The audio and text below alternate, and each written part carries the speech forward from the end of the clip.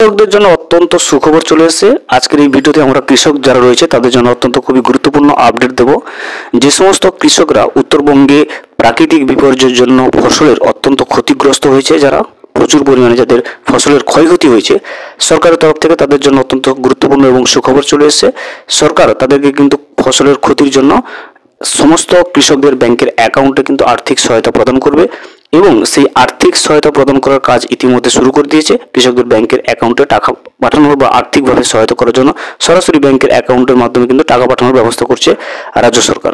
যে সমস্ত কৃষকেরা ক্ষয়ক্ষতিগ্রস্তের মধ্যে পড়েছে বা যাদের ফসলের ক্ষয়ক্ষতিপূরণের মধ্যে হয়ে গেছে, তাদের কিন্তু বাংলা শস্য বীমা প্রকল্পের আওতায় তাদের নাম নথিভুক্তকরণের কাজ প্রক্রিয়া শুরু হয়ে গেছে এবং বাংলা শস্য বীমা প্রকল্পের আওতায় এনে তাদেরকে কিন্তু তাদের ফসলের ক্ষয়ক্ষতির পরিমাণ হিসেবে অ্যাসেসমেন্ট করে ওই সমস্ত কৃষকদের ব্যাংকের অ্যাকাউন্টে সরাসরি রাজ্য সরকার কিন্তু পয়সা পাঠিয়ে দেবে।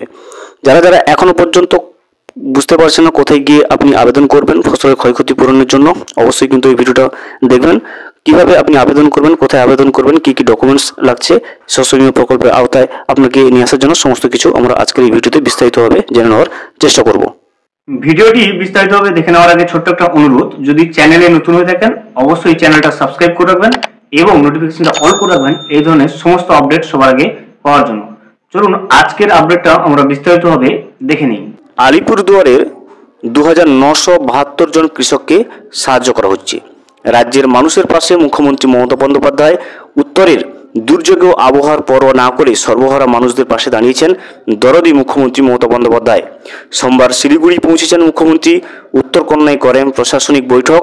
এরপর ওখান থেকে ভার্চুয়াল মাধ্যমে দক্ষিণের জেলাগুলির পাশাপাশি উত্তরের কৃষক, চা শ্রমিক এবং প্রাকৃতিক বিপর্যয়ের বিপর্যস্তদের জন্য সাহায্য ঘোষণা করেন এবং সাহায্য ঘোষণা করে তাদেরকে দেওয়া হয় পাট্টা।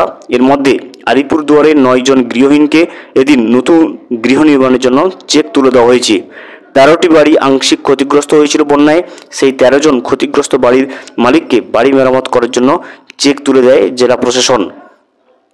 জেলায় মোট 805টি পাট্টা এদিন তুলে দেওয়া হয় পাট্টা প্রাপকদের হাতে।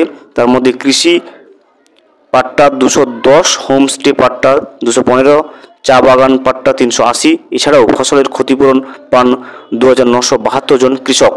এর পাশাপাশি জেলার 25টির মধ্যে কিন্তু 5টি স্বাস্থ্যকেন্দ্র এবং 17টির মধ্যে 6টি প্লেসের ভার্চুয়ালের মাধ্যমে উদ্বোধন করেন কিন্তু মুখ্যমন্ত্রী মমতা বন্দ্যোপাধ্যায়। ভিডিওটি সম্পূর্ণভাবে দেখার জন্য অসংখ্য ধন্যবাদ। এখনো পর্যন্ত যদি চ্যানেলে নতুন হয়ে থাকেন এবং সাবস্ক্রাইব না করে থাকেন, অনুগ্রহ করে চ্যানেলটা সাবস্ক্রাইব করে পাশে থাকবেন।